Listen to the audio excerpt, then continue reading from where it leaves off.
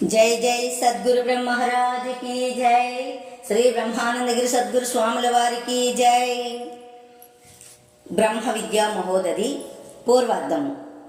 ఈ గ్రంథాన్ని రచించినటువంటి వారు శ్రీమద్ పరమహంస పరివ్రాజికాచార్య వర్య జగద్గురు శ్రీ బ్రహ్మానందగిరి స్వాముల వారు.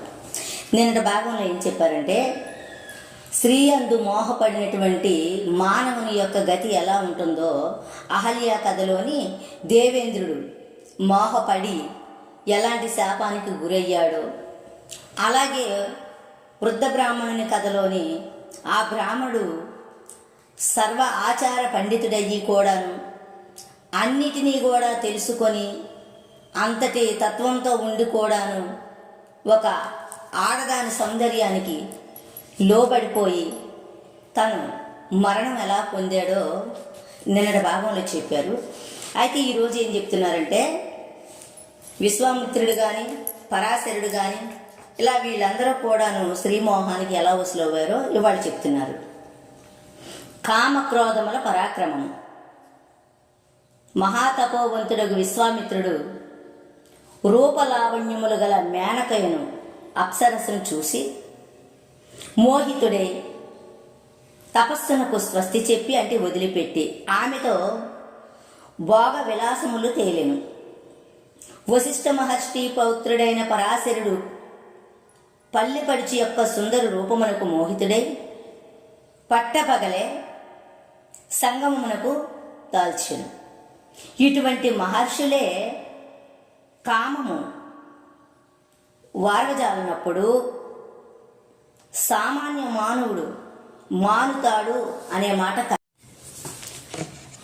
గాలి, నీరు, ఆకులు మొదలైనటువంటి వాటిని తినుచు అరణ్యములు యందు తపము అనరించుచున్న విశ్వామిత్ర పరాశరాది మహర్షులే సుందరమైన శ్రీముఖములను చూడగానే మోహ పరవశులగుచుండగా, ఇక పాలు, పెరుగు, నేతితో కూడినటువంటి షడ్రసయుక్తముగు ఆహారమును భుజించినటువంటి సామాన్య మానవుడు స్త్రీల మధ్యనే తిరుగుచు ఇంద్రియ నిగ్రహం కలిగి ఉండడం అనేది ఎలాంటిదంటే, వింధ్య పర్వతము నందు సముద్రము తేలియాడుట లాంటిది.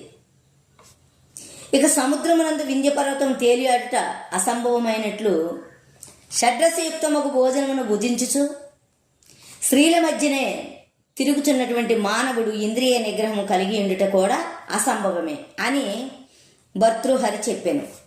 మరియు ఇక జీవులకు కామక్రోధములు సహజములైన మహాశత్రువులు. వానిని విడిచి ఇతర శత్రువులను జయించువాడు మందబుద్ధి అగును. మనకింతక ముందల సత్యసేనుడు మహారాజు కథలో చెప్పాడు. ఎందుకంటే భూమండలాన్నంతటినీ జయించాను కదమ్మా, నన్ను అందరూ కూడా సర్వజిత్ అని పిలుస్తున్నారు, నువ్వు మాత్రము సత్యసేన అని పూర్వంలాగే పిలుస్తున్నావు, నాకు ఇది నచ్చలేదు, బాధ కలిగిస్తుందంటే, నాయన నువ్వు భూమండలాన్ని జయించినప్పుడు నాకు సంతోషమే, నా పుత్రుడు చాలా గొప్పవాడయ్యాడని.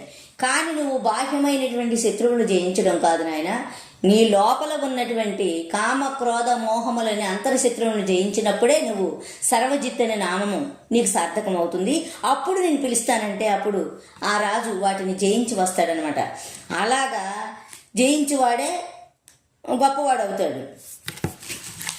ఇక కామక్రోధములు పితాపుత్రులగుదు అగుదురు. చూసారా, కామము, క్రోధము, లోభము, మోహము మదమాశ్చర్యాలే ఈ ఆర్య మనకి ఇంద్రియాలే పిల్లలు అంటారు. చూడండి, ఇక్కడ పితాపుత్రులు అంటే తల్లిదండ్రులు కూడా వాళ్లే. ఎలా అంటే పిల్లలకి రుణం ఉంటే తల్లిదండ్రులు ఎంచుకొని ఆ పిల్లలు పుడతారు. ఆ పిల్లలు పుట్టి ఏం చేస్తారు, వాళ్ళని మనం ఎక్కడో అందలాల మీద ఎక్కించి బాగా చదివించి ఎంతో గొప్పవాడిని చేసి వాడికి భవిష్యత్తుని వాళ్ళని మనం ఆలోచిస్తాం.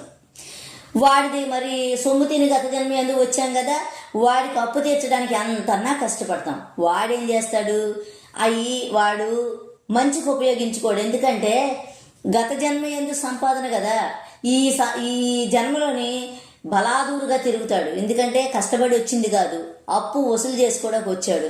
కష్టపడితే దాని విలువ తెలుస్తుంది. గత జన్మ ఎందుకు కష్టపడే ఇచ్చాడో నష్టపడే ఇచ్చాడో అది అనవసరం. ఈ జన్మలో తేలికగా వస్తుంది. దాన్ని ఎవ్వరూ కూడాను మంచిగా ఉపయోగించి ప్రయోజకుడు అవ్వకపోగా వ్యసనాలు పాలైపోయి ఇంకా ఇవ్వు అని చెప్పి తల్లిదండ్రుల్ని జలగ రక్తం పీల్చినట్లుగా అలాగా ఆ పుత్రులు అలా పీలుస్తారనమాట. ఇకపోతే మనకి రుణమున్నటువంటి పిల్లలు కూడా మనకు పుడతారు.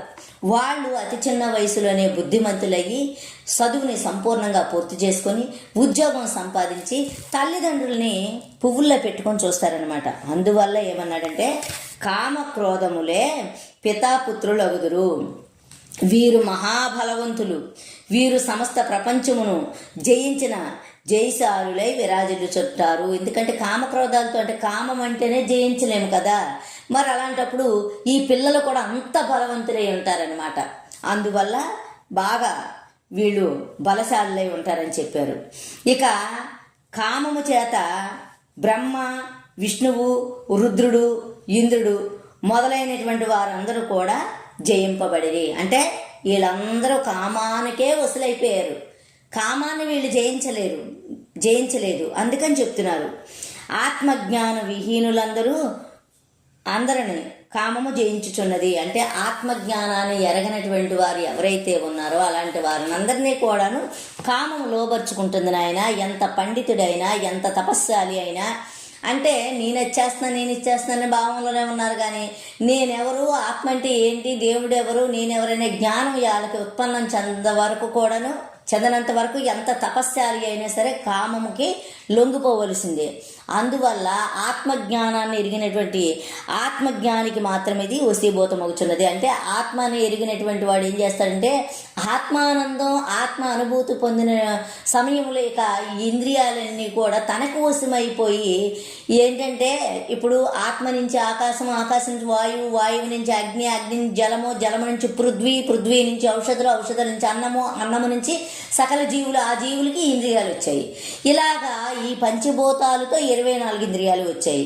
ఈ పంచభూతాలతో వచ్చినటువంటి ఇంద్రియాలు ఒక్కొక్కటి నేను ఇది కాదని ఎక్కడి నుంచి ఫస్ట్ ఆత్మ నుంచి ఆకాశం ఉన్నాం.